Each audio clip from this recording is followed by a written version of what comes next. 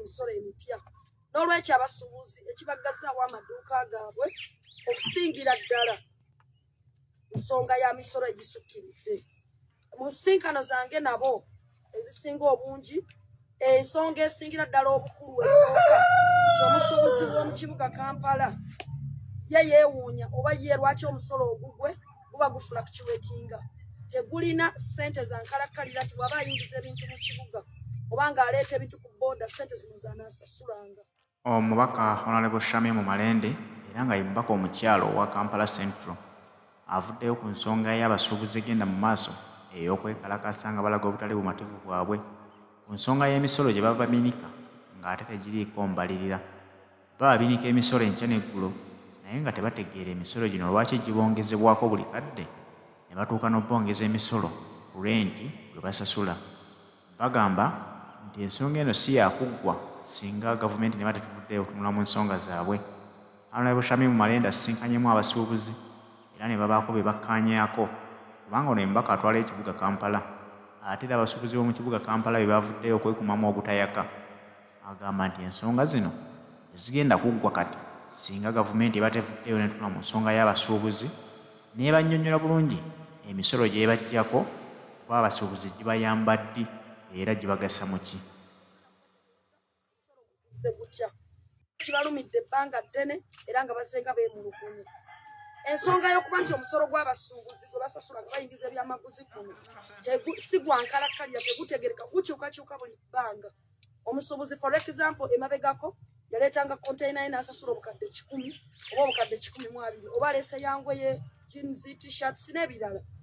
Naye omusuubuzi amala okuleeta ebintu bye mu mwezi guno omwezi oguddako agenda okuddayo nti omusolo tegukyali gwa miliyoni 10 nga yakoze dda ne bajeti ye ya miliyoni 10 ng'ayingiza ebintu ne bamugamba nti gweyongeddemu miliyoni 7 n'asasula omusolo gwa miliyoni 17. We twogerera abasuubuzi baali bakyali mu kukaaba omusolo gw'12,17 naye bwe twogerera konteyina zibazongeza ezigenda ku miliyoni 4 okuva ku miliyoni 12,17 nga tebaweereddwa kwebuuzaako kwonna na kubategeeza omusolo gukuze gutya. Era essaawa eno wenjogerera abasuubuzi abasukka konteyina ze zisukkira ddala mu 5 zikyali ku URA abasuubuzi bazizira olw'ensonga nti baalemererwa okukiriyalinga omusolo gwa miliyoni 5 ogwaggyibwa ku bukadde 10. So ensonga y'okulaba nga abali mu enforcement oba executive ne palamenti ya Uganda kwentuula okulaba nga ensonga y'emisolo gy'abasuubuzi okulaba nga kibanga tegifluctuatinga kikulu nnyo eri abasuubuzi era kibeere nga kikolwako.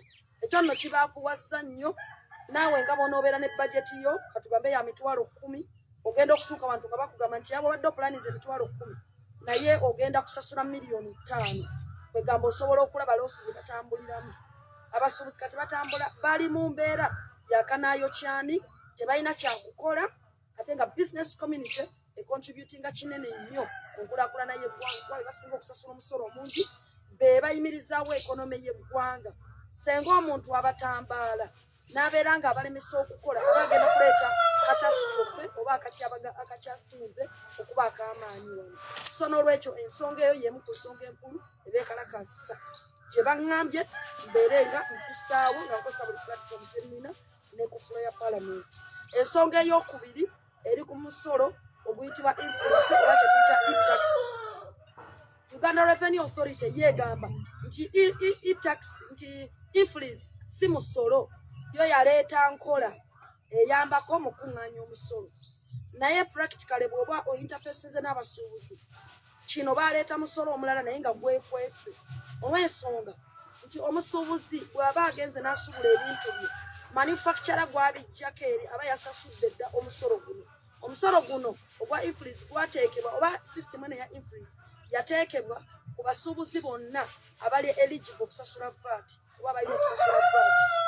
Naye ojja kwesanga nti influence eba yasasuliddwa dda ku manufacturer gye bajja ebintu naye URA yateekawo system ng'egamba nti buli kintu kyonna buli kalisiiti akafuluma buno bwe batayi printing oba obuti omusuubuzi alina okukasasulira kubeerako penalty.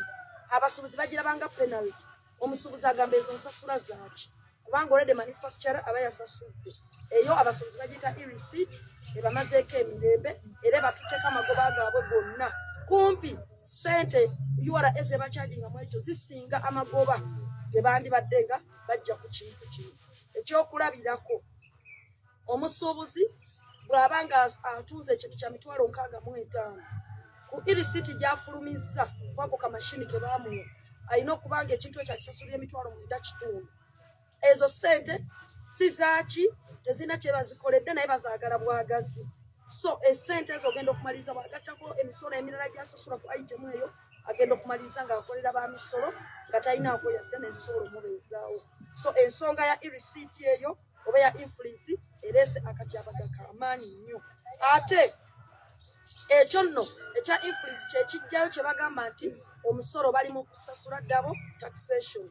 Ebintu biba byasasuliddwa dda ate nabo ne baddamu ne bakola ki ne babibasasuza. Kino kirina okutegeerekeka obulungi kubanga buli receipt, buli kintu ky'otunda kisasulibwa mu dduuka we kitudde. Bw'ofulumya bw'otika receipt mu mashini ne kafuluma bwe kati ng'osasula. Bw'otunda ekirala ng'era osasula. Ng'otunda ekirala ng'era osasula. So that is too much. Ekyo abasuubuzi bagamba kyamaanyi nnyo, kibatutteko ssente, tebakyalina buwero era tebakyakola magoba gonna era influence bagobye mu business. Ate era mu ange endala ya influence kakati olw'okuba nti URA yali ayagala okukuŋŋaanya omusolo guno oba yo gwetayita musolo naye nga abasuubuzi baguyita musolo kuba kuliko ssente ezeekwese zosasulira buli receipt eyo, yateeka amagye, abapoliisi n'abakuumaddembe abalala bali mu byambalo bya leeya mu bifo by'amaduuka we batundira bwe bakolera. Ebifo bino kuliko Kikuubo, kuliko Nassa, kuliko Nakasero, kuliko ne Bwakisekka n'ebitundu ebirala. Amagye gateevuunya gambadde ebyambalo, abantu abakutte emmundu zimugemera wala balinga bagenda mu ntalo. So embeera eyo ereetedde loosi abasuubuzi okuba nti tebakola olw'ensonga nti abakasitoma bonna baddusa ekifo ekyo olw'ensonga nti batya ekifo kiringa kiri under terror oba under attack. So abasuubuzi ekyo nakyo kibalemesezza okukola.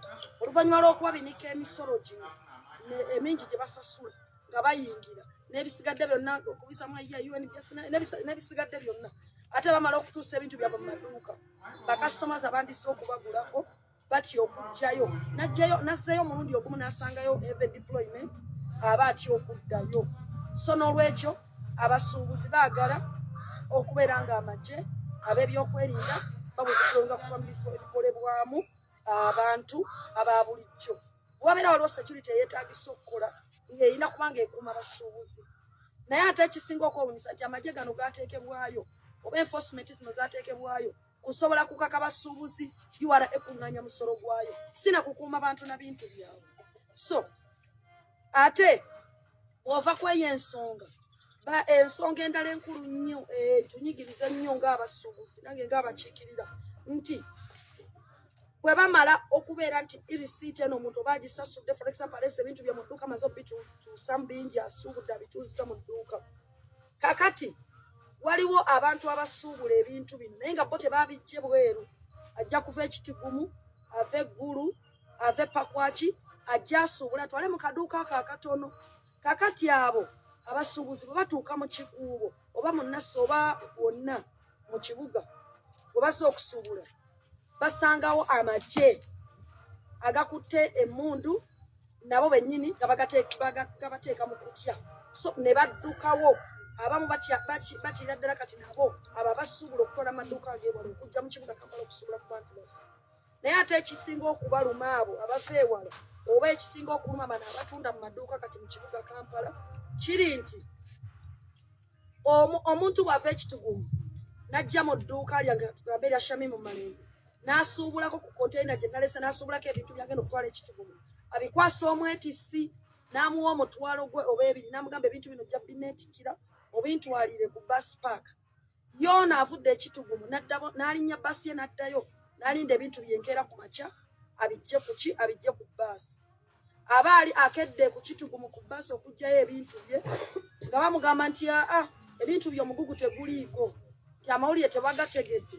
Omuyiribi oba omwetisi ab'enforcement bamukutte ne bamuggyako ebintu bamubuuza e-receipt. abayiribi tebamanyi irisiti kyeki influence tebabiwulirangako ne bano bennyini abasubula okuva ekitugu mu eggulu tebawulirangako kigambo influence tebamanyi nakyo kitegeeza kakati ebiseera ebisinga ebintu by'abasuubuzi abava waggulu eyo eggulu eno mu west okujja okusubula mu kibuga wakati ebintu byabibiddwa ebitatuuka nga babagamba influence tebatategeera nga n'omuyiribi naye ebintu bamaze obimugirakawo mu kkubo ng'abitambuza omuyiribi olumusaba irisiti oba influence gyatategeera nga tagitegeera nga yeebuuza azireyo mu dduuka ngisabe naye jjukira omuyiribi oyo oba omwetisi tebamukkiriza kugenda na maali eryo bagikwatirawo wennyini bwe bamusanze ng'asalinkiriza oba okugenda ku Arua paaka bwe bamukwatira ne bamugamba gisuule wanuleeta influence waba tagirina ng'ayiiyaddeyo waggulu alawo basobola okufuna influence zatategeera wagenda okugendera waggulu n'okudda olumu n'okubulawo baana beyalese ne mali baba bamaze okubulawo kati n'olwekyo awo waliwo okufiirizibwa kw'amaanyi so abasuubuzi abava ewala okujja okusubula mu basuubuzi bafe b'ekibuga Kampala tebakyadda abamu beesala mu kasitoma wayisi kubanga balaba esente zaabwe zifiira toga ebintu ebibulira mu kkubo wakati kyokka tebamanyi waakubuuza kubanga omwetisa mugamba ze nabadde mbitwala amagye ne ganyimiriza ne gabinzijako ne gagamba ndete influence nagenza okugenda mu dduka okusaba influence nga bo bayinayaabo oba nga tebabitegeera so kakati ebintu ne bibbibwawo eyo nno system ereetedde n'abafere kubanga jjukira nti tuyina abafere oba tuyina abantu abambala ebyaleeya nga basecutinga emirimu gya gavumenti tukirabyeko kakati tulimu abafere abeerimbiseemu nabo nga bambadde engoye ezaaleeya abayimiriza abasuubuzi mu makubo n'abeetisi ne bajjako ebintu nga n'enforcement abe kasingi olumutetegedde so ensonga eyo ereese okuba nti abasuubuzi tebakyakolerako ddala ate nga emisolo mingi jjukira nti emisolo gino gye tuli mu kwogerako togasseeko income tax omusuubuzi gwalina okusasula buli mwaka waliwo ogwo omusolo ogwo si gwe twogerako ogwo tannaba nakugukwatako tonnabamuteekerako omusolo gwa payers and gwasasulira abakozi bakozesa tonnamuteekerako withholding tax n'ebirala so emisolo giyitiridde obungi emisolo ate nga giyitiridde okubeera nga tegikendeezebwako ate nga abantu bali mu kufiirizibwa so ensonga eyo egobe ba customers abandi basuubuddeko n'abantu kinnoomu abandisse okubeera nga bagula ebintu amposi ensonga endala eriwo nti bwe baleeta mashini zizino system eno ya influence oba ya irisiti bakaka buli musuubuzi ali eligible okusasula faati okubeera nga afuna akamashini ako muyingiza ku system kali digito naye mashini zizino system zazino ze babayingizaako si za bwereere bakuyingiza ku system eno ng'osasudde obukadde abamu basasudde obukadde 3 abalala bali mu 5 abalala bali mu 2 systems ez'enjawulo so abantu ekintu kino bakisasulira ate nga kyabuwaze kyokka ekisinga okwewuunyisa mu byo abantu bandirowooza nti gavumenti engeri gye yaleeta system ebeerenga system yayo yabwereere naye bagisasulira ate ku buwaze nga omusuubuzi yagisasulira okugiyingirako naye ekisinga okwewuunyisa ate bayinawo akawaayiro mwe bayitira nti senga obeera olina tini namba ng'olimusuubuzi naye nga tonnaba kugenda ku system eyo bwe bakusanga bakutanze obukadde 6 bakubonereza kuba nti tonnagenda ku system yabwe ey'okusasulira bo gye baleeta ekyo kyabulabe nnyo era kirese abasuubuzi abasinga nga baggaddebwo nga tebalina kyakukola nga bagamba baagala tuddukirewa tetukyalina we tuddukira kubanga emirimu gyonna tebalina twagezako tuliyo obulamu tubeerenga tubeerawo so eyo naye ensonga ebaluma nnyo okubateekako penalty ey'obukadde 6 olw'okuba tebanagenda ku system gavumenti yennyini gyeyereetera kyokka nga ne system okugigenda kubalina kugisasulira bukadde 3 n'okwambuka ekyo kibaluma era kyetaaga okubanga kikendeezebwamu oba kitulungi ensonga endala eri ku irisiti nti abantu abenforcinga URA ebe yateekawo okwenforcinga okubateekera mu nkola ekyokulaba nti ssente ezo zikuŋŋaanyizibwa ku buli risiiti tebasooka nabo kusomesebwa balina bye batamanyi waliwo ebintu ebyamaguzi ebiri nga mu mateeka tebikkirizibwa kubeera nga bisasula vaati ebyo ebintu tebiri included ku irisiti omuntu senga abeera nga afulumiza irisiiti abatakkirizibwa kubeera nga abisasulira ku irisiiti. Wabula ebintu bino olw'okubanga abantu bwe baleeta okwenfoosinga tebalina bumanyirivu bulungi mu mulimu gwabwe, bagenda bakwata buli musuubuzi, bagenda bakwata buli kyamaguzi ne babeera nga bakiteekako irisiiti ekiri mu bumenyi bw'amateeka. So abasuubuzi balowooza era nga basuubira ate nga kyekituufu nti ne bano abakwasisa amateeka bandibadde basomesebwa biki ebirina okuba mu bracket esasula emisolo n'ebyo ebitalina kubanga bisasulwa.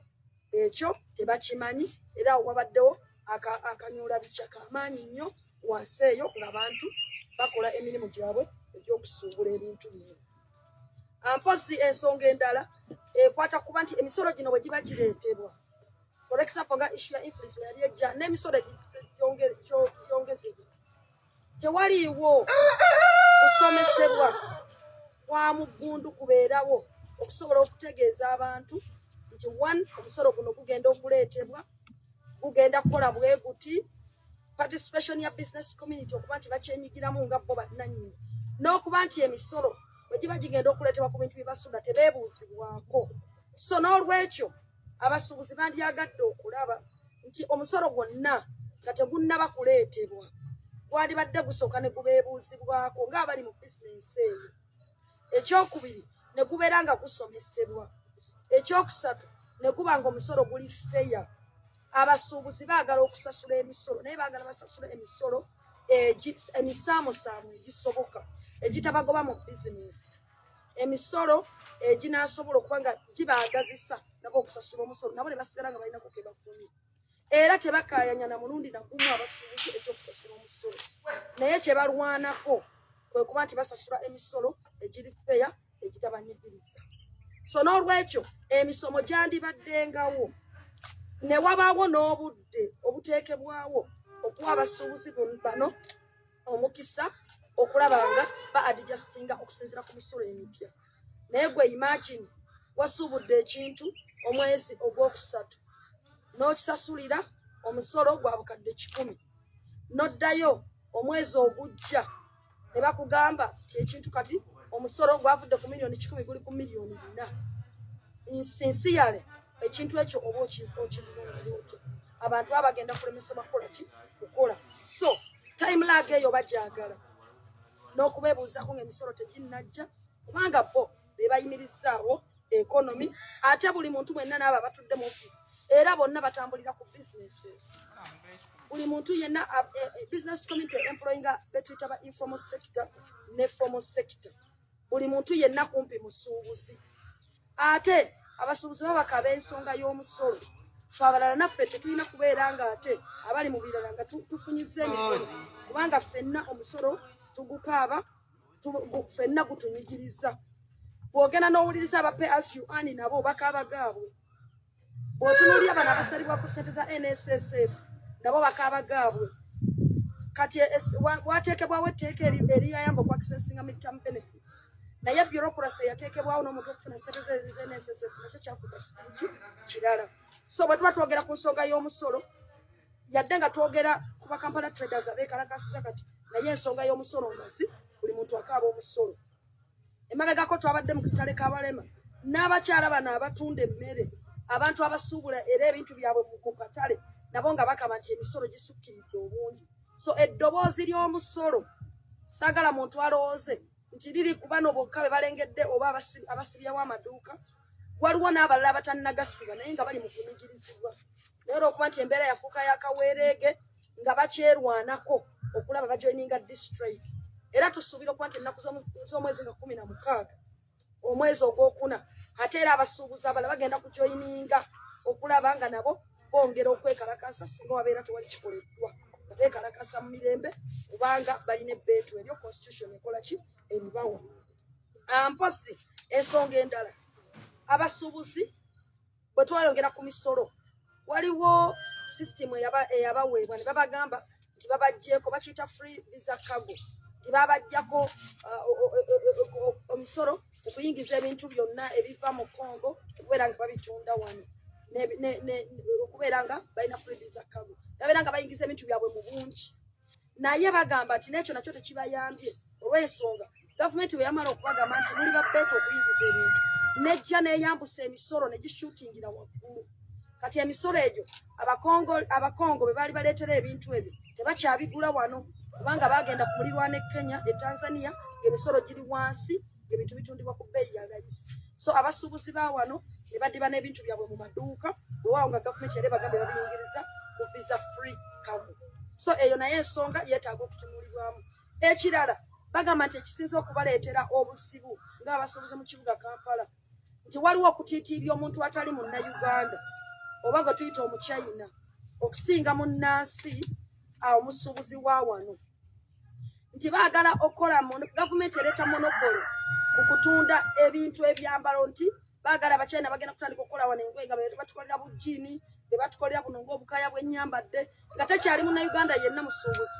kumpi akkirizibwa kubeera nti aleeta olugoye kati olw'okubalemesa okuba nti bakola emirimu gino n'okuleeta ebyamaguzi bino gavumenti ebabiniseeko omusolo omungi ogwo kubanga eyagala okutiitibya omuchina abeere nga yakola ekyo nno kikyamu era kikafuuwe era naffe tetusobola kukikkiriza era n'abasuubuzi tebasobola kukikkiriza naffe ng'abambazi tosobola kutukaka tifenna tujjanga kugula ku muchina nedda tosobola kumonopolizinga kituyita fashion n'ogamba nti ogiwadde omuntu omu ogiwadde abachina be baba bakola ki be baba bebeera nga be bambaza abantu bonna ekyo tekiriiyo era ekyo tukiwakanya era eddoboozi ly'abasuubuzi ligamba nti bakooye okutiitiibyanga abagwira bo ba local investors oba ba local business community ne babeera nga babonaabona wano emabega abachina balina amaduuka wano wennyini mu Kampala naye ojja kwetegereza bw'oba ogenze mu kibuga Kampala abachina baataddeko bano abaana abazaala wansi bajja mu maduuka gaabwe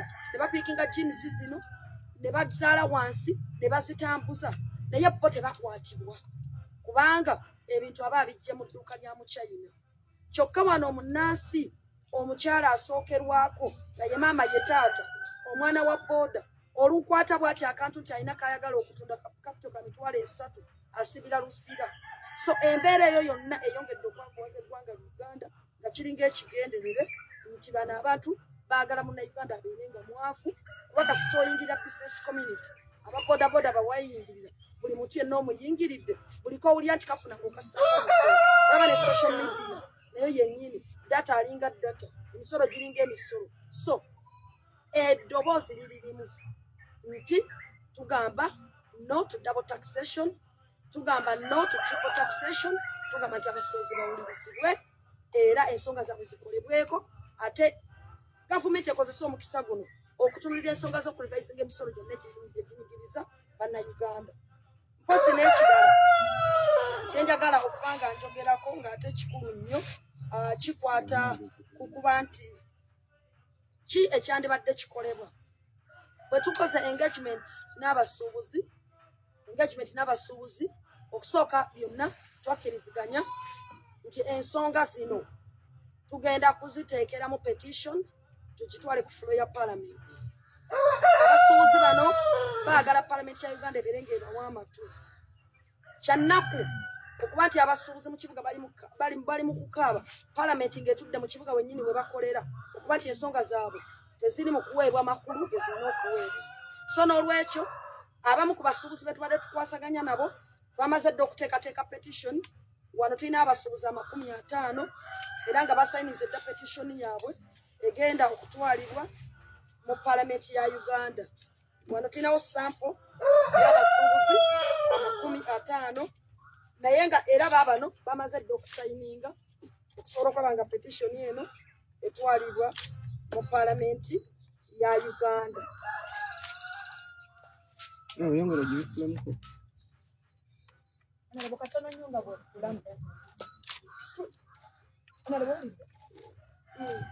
Atulaganga parliament mwabamu kubayisa emisolo gino okubeera nga oba oliawo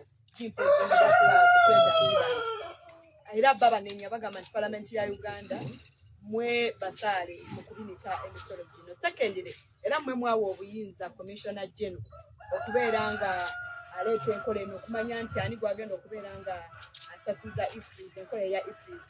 So twagala okumanya bubaka kinga mu parliament specifically omuyinza okwogera nga ate emisolo gino mwagiyitawo. Yes, okusookera ddala kirina okutegereka nti emisolo egisinga obungi bwe giba giyise mu palamenti ez'enjawulo nga zijja ziteekawo emisolo. Era bw'oba obadde weegendereza ng'ogoberera, obadde olaba nti wabaddengayo emisolo egy'enjawulo egijja introducingibwa ng'abantu bagezaako okugiresisitinga.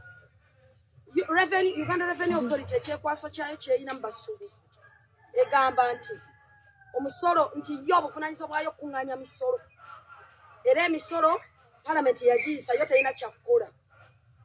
Naye palamenti ya Uganda y'emu erina obuvunaanyizibwa okuwuliriza amaloboozi g'abantu ku misolo egyayisibwa nga gibanyigiriza. Egyo egyayisibwa bannakigwanyizi nga bamaze kweteesa eri nti guno gulina okuyita yadde bashame mu Malende bagugaanye, egyo emisolo ne gibeera nga gitunuulirwa okuba nga gikyusibwa. So palamenti ekyalina obuvunaanyizibwa okuddayo kubanga yeyina obuvunaanyizibwa obukola amateeka ate yeyina obuvunaanyizibwa era okukyusaamu okukola amendimenti mu mateeka gabagaleetera. So ffe tulaba nga palamenti ekyalina gaapu nnene okusobola okulaba nga etunuulira ensonga zino ne revisinga amateeka.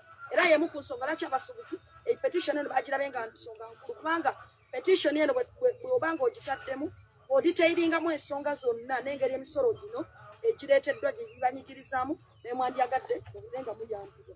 Ekyo kikoleddwa era tugenda kukiteeka mu nkola. Ekyokubiri, Revenue Authority tetwagala yeekweke mabega wa kateni kubanga erina obuvunaanyizibwa bungi nnyo. Yo bw'ebanga emaze okufuna emisolo okugiteekesa mu nkola, erina experience gyefuna ng'ekuŋŋaanya emisolo ku basuubuzi bano. Eyo experience yayo gyefuna erina okugikolera ripooti n'egissaayo mu Ministry of Finance negaba bannange yadde nga mwabinika emisolo fe abagikuŋŋaanya naye abantu bakaaba. Emisolo gitufuukidde ekizibu, abantu tumala bakwata kabadiyo okugisasula, tubagobye mu bizinesi abamu tebakyakola. Enenkuŋŋaanya emisolo yaffe ekendedde kubanga abantu bagaddewo amaduuka. Revenue Authority erina obuvunaanyizibwa okukola ripooti eyo kubanga interfacinga n'abantu bulijjo n'emanya challenges abantu ze bayitamu mu kusasula emisolo. So etuyambe etwegatteko ekole ripooti yo through Ministry of Finance ejje presentingwe ku palamenti, kijja kutuyambako URA bw'eneraga obuzibu bwefunye okukuŋŋaanya emisolo naddala nga gisukkiridde. Era abasuubuzi babadde ne interactions nyingi ezibaddewo nga business community esisinkana URA eng'egibulira ensonga zino. So twagala Uganda Revenue Authority ereme kwekweka mabega wa kateni kugamba nze bannange nze byange byakuteekesa mu nkola obuvunaanyizibwa obulipootinga. Jjukira nti revenue ennaku ezo nalaba etaddewo ebirabo nti egabira asinze okusasula omusolo mu mwaka egabira ki kitegeeza yeetegereza nnyo baani abasasudde omungi ne baani abatasasudde mungi. Era mu kkowa lyerimu twagala etandikawo system eripootinga buli mwaka bunafu ki bwefunye mu kubeera nga ekuŋŋaanya omusolo. Era obunafu buno egende buripootingire palamenti. Osanga palamenti ya Uganda bw'eneeba nga ffenna tukwatidde wamu omusuubuzi ne munnayuganda n'afuna obuweerero emisolo gino emingi egiri mu kubeera nga gitoolebwa. Yes, mbadde mmaliriza ekikulu era kyekyo kyakumaliriza nga tugenda kuteeka petition mu fula ya palamenti. Era essaawa eno wetwogerera tuli mu communication tusikanyeko abantu baffe abakasiita wamu n'aba Federation of Uganda Traders Association wamu n'abasuubuzi kinnoomu kubanga tulinayo abasuubuzi nga tebali mu kasiita ate nga tebali na mufuta naye ng'ate nabo banyigirizibwa, abo nabo bazze gye tuli. So kye tukola tulina petition eno yakoleddwa abasuubuzi bana 50 naye ate at the same time waliwo petition gye tuteeseteese nga tulina bakasiita erimu abasuubuzi abeegattira mu kasiita abafuta we are yet to meet them okusobola okulaba nti nno nabo tutunda petition tusobole coming up with one document gye tunaatwala ku fulo ya palamenti ng'ejjayo ensonga z'abasuubuzi zonna comprehensively then tubeere nga tugipresentinga. Naye nga so far as I speak tulinawo petition ey'abasuubuzi bana 50 naye ng'ejjayo bulungi buli kimu abasuubuzi kibali mu kukola ki mu kukaabako. Nga mmaliriza mu nsonga eno njagala njogere ku abasuubuzi ebyo kasi ebibanyiga ng'ovudde ku misolo emingi. Omusuubuzi alina obuzibu bwa KCCA. Omusuubuzi asasula KCCA license naye ekibuga kikyuma. Omusuubuzi asasula KCCA naye enforcement ya KCCA mu licenses ya bukambwe nnyo. Omuntu abatana bana kuva mu Christmas break asanga bamutaddeko kano kagundi. Yes. Nga balokinze edduuka li. Naye nga tamana ffenna tumanye ebijaguzo bya Christmas bannange. Abamu bavuga emmotoka mpenko ne bagenda ne bamalayo n'emyezi. Abalala bava Bulaya ne bakoma ne balya Christmas.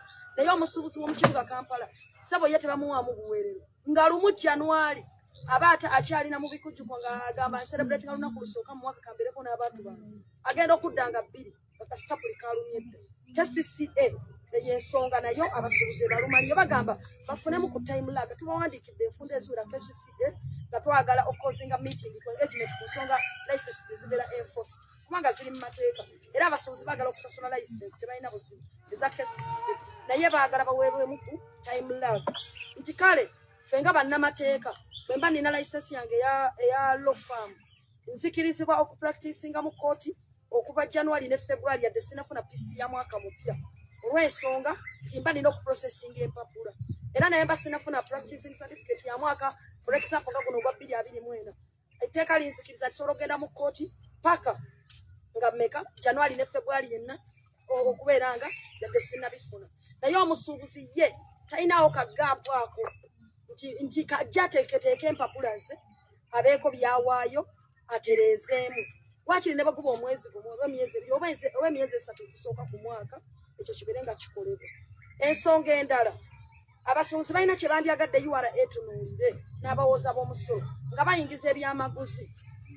Baagala URA n'aba enforcement bakkiriza omusuubuzi bw'aba aleese emmaali ye asasulengako for example waba alina okusasula obukadde 2 nga gwe musolo bamukkirize waba alinako miliyoni 15 abeere nga azisasula atwale emmaali mu dduuka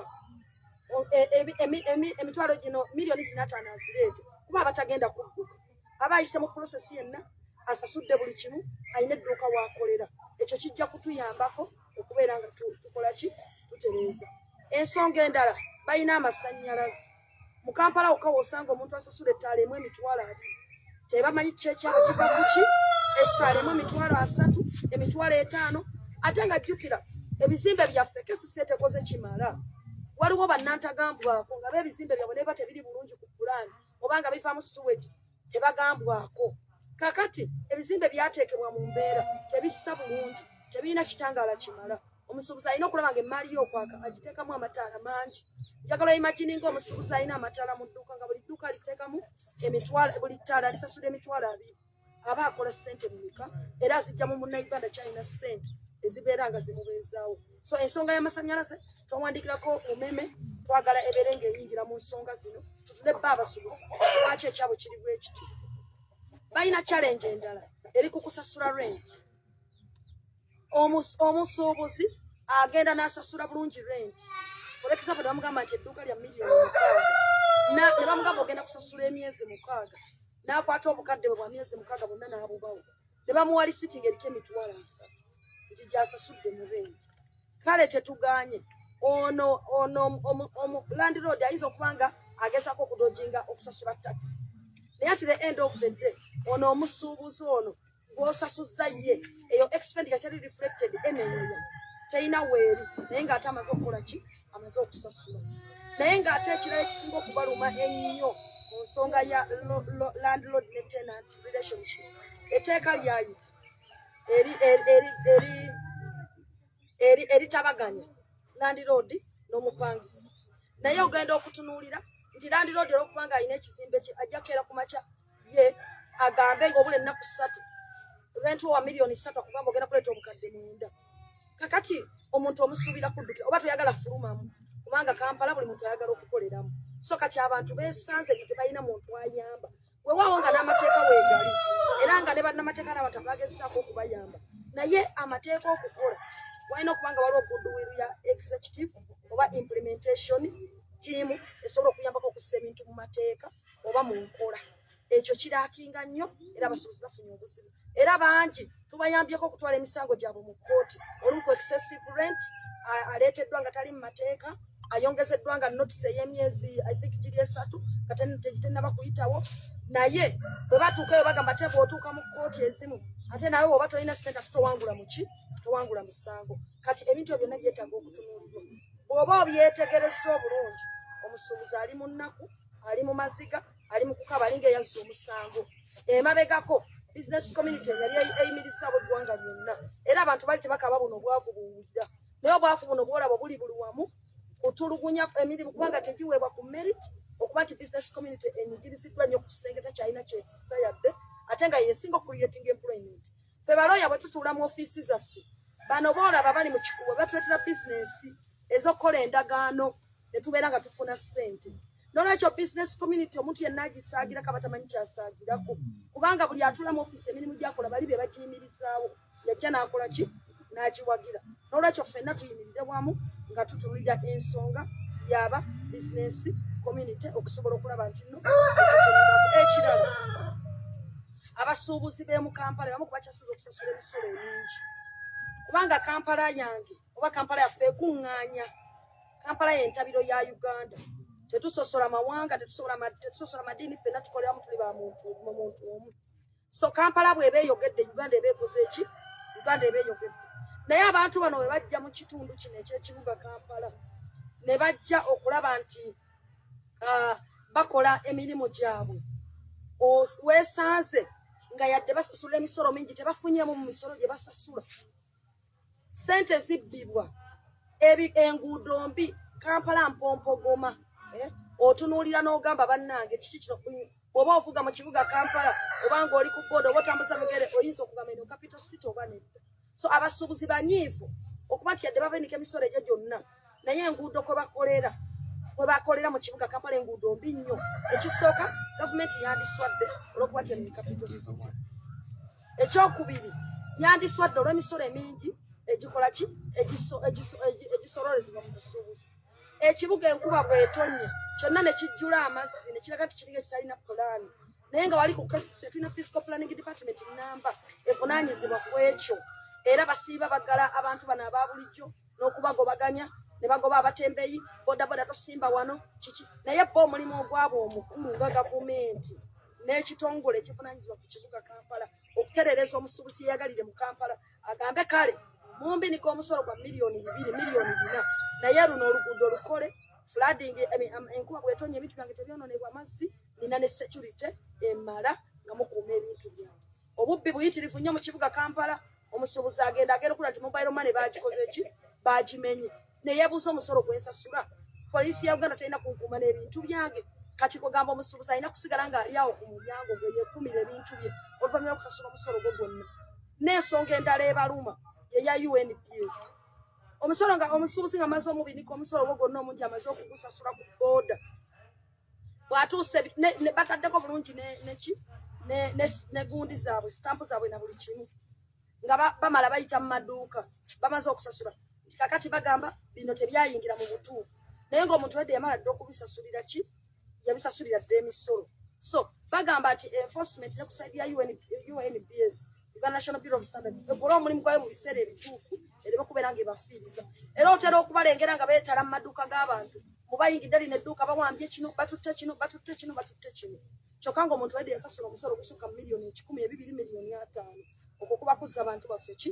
mabega tugamba tutya nti buli alina obuvunaanyizibwa ku kibuga Kampala buli alina omulimu gwakola mu kibuga Kampala obanga enforcer oli wa KCCA oli wa Uganda Revenue Authority oli waki okwasisa amateeka mu ngeri yonna oli Uganda Police Force okuuma abantu n'ebintu byabwe KCCA amaloboozi g'abantu gawulirizibwe Uganda Revenue Authority muwulirize abasuubuzi ate reports ezo muzongereyo ku floor ya Parliament muyite mu Minister of Finance ffe weetuli petitions tusirina gye tuli okwongera okulwanirira abasuubuzi